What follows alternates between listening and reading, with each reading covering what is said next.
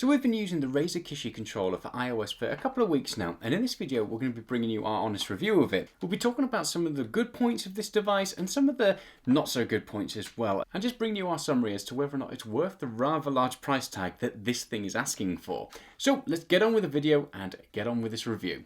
So for those of you who don't know what the Razer Kishi is, it's basically an iOS compatible controller, and you can get one for Android as well.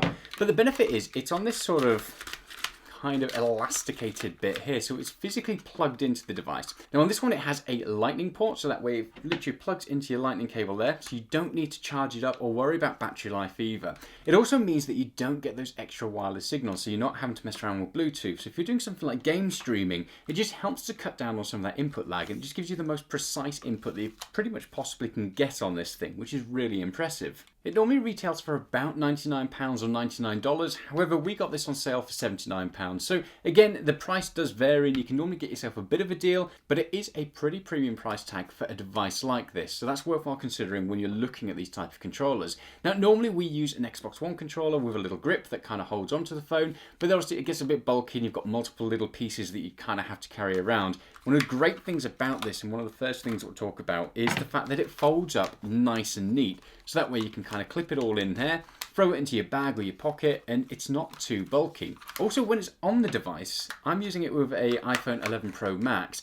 It does obviously get quite large, however the great thing is it's relatively straight. It doesn't have the extra triggers sticking out or any kind of big grip sticking out of there either. So in terms of being able to just fling it into a bag if that's what you want to do, you can pretty much do that. Now let's talk about that build quality, and obviously one of the most important things is it needs to be comfortable. And I've got to say, this thing is really comfortable to hold. When the iPhone is in there like so, holding it is actually really nice. Even though this is an iPhone 11 Pro Max, which is a pretty heavy device, the controller itself is really light. Holding it in your hand, it just fits quite nicely, and I've got relatively small hands, so you can reach everything nicely there. These grooves on the back here, where you normally fold it up together, are great for placing your fingers on, just to kind of get that extra grip as well. And everything is really easy to reach. Now in terms of buttons, the joysticks feel great. Your sort of kind of menu button, options button and start button feel really good. However, the D-pad's pretty mushy, and the A, X, Y and B, they feel relatively, I guess, just unsatisfying. So that's something worthwhile bearing in mind. Your L1 and your R1, they feel alright, but the triggers on the back here are really small and kind of hard to hit at times, and they feel really spongy. Again, there's not too much feedback on that. So when it comes to the feeling of the buttons on this, they are pretty mushy. So again, it's not the best controller. I'd say it's very average in terms of actually using the buttons there. However, they do all respond really well. It's just, I guess, a little bit unsatisfying. A couple of other things to note about the build quality is it has on the front here these sort of grooves. So basically when you've got any audio coming out of it, it pushes it through the iPhone speakers at the bottom and it kind of forces it out to the front, which just helps to not muffle up the sound or anything. So a pretty decent bit of engineering there. On the bottom you have the lightning cable as well, so if you are playing for a relatively long time, you can plug it in here and that will charge up the iPhone. So you don't have to worry about running out of battery, which again, nice thinking there, Razer. So all in all, the build quality is really good, but there is one thing that I really dislike, and I don't know if it's just because I'm using a larger iPhone or what, but you might be able to see it there. On this side, it wobbles a lot. It's not too bad when you're using it, but if you do kind of move or anything, it's just moving about all over the place, and it's not the best experience. And I just think this sort of elastic bit here needs to be able to be tightened just to make that a little bit more sturdy. Obviously, on the bottom side, it's not too much of an issue because it's plugged into the lightning port, so it's really sturdy there. But they could have definitely done a lot more with the left-hand side here because it wobbles all over the place.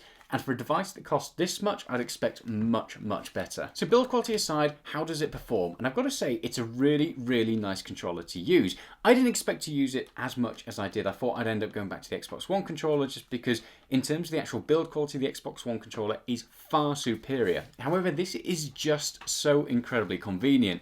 And the one big win that this has is if you do cloud gaming. So obviously we do a lot of cloud gaming on the channel, and things like Google Stadia, xCloud and Nvidia GeForce. Now, all of those things benefit massively by having this controller that's physically plugged into the device, and it just removes some of that additional latency that you sometimes see. In terms of just your normal games, it will work just like a normal controller. So if you are after that absolute precise precision input, then this thing is going to offer it. It's just also really nice and convenient just to be able to plug it in rather than kind of booting up your Xbox controller, then connecting it via Bluetooth and all of that bother.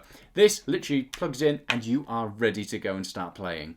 So gaming experience, it was much better than I expected, and it was all just down to that convenience side of things. Can't tell you how many times I've gone to use my Xbox One controller and then had to repair it back with my iPhone and look for the little clip that I used to put my iPhone onto, and it's just a bit of a nuisance. However, with this, it's literally just a case of picking it up, plugging it in, and you are ready to kick off your gaming, which is great.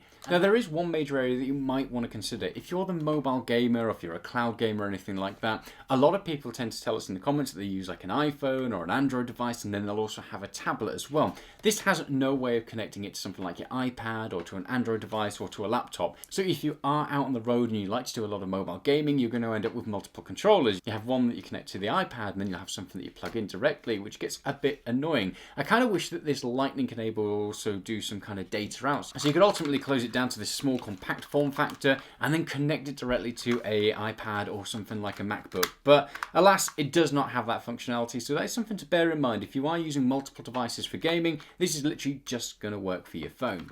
And whilst we're on the subject of compatibility, it also has these rubber inserts, and you get a separate set inside the box as well. Now, this one is for the larger iPhones, so literally pops out, and then you can plug your iPhone into, and there's a smaller set of bumpers as well for the smaller iPhones. So when it comes to compatibility, these things are really good. Same with the Android devices as well. So if you get the Android version of this, you'll get a USB-C connector in there instead of the Lightning connector, and you also get a different set of bumpers. Now, some people have said that they take the bumpers out and they use a case on their iPhone. My case was a little bit too thick, so it doesn't work, but you're probably going to find that you'll need to take your iPhone's case off or your Android phone's case off if you want to use it with this. Not a massive deal breaker, but if you have one of those beefy cases that takes a lot of effort to get off, then again, something just worthwhile considering. So I guess in summary, I would say that this thing feels pretty good. However, the buttons are relatively mushy, and this left-hand side leaves a lot to be desired, and Razer need to work on that.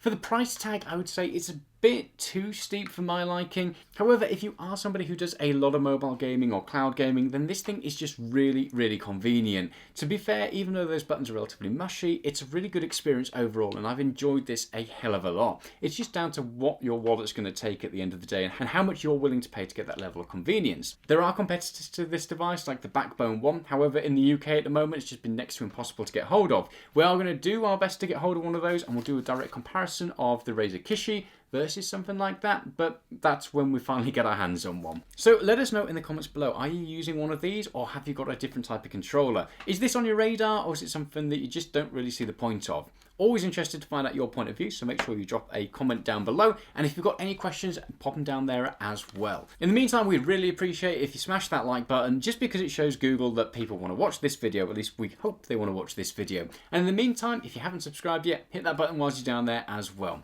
We'll be back in the future with some more content, so stay tuned for that and stay safe. Bye!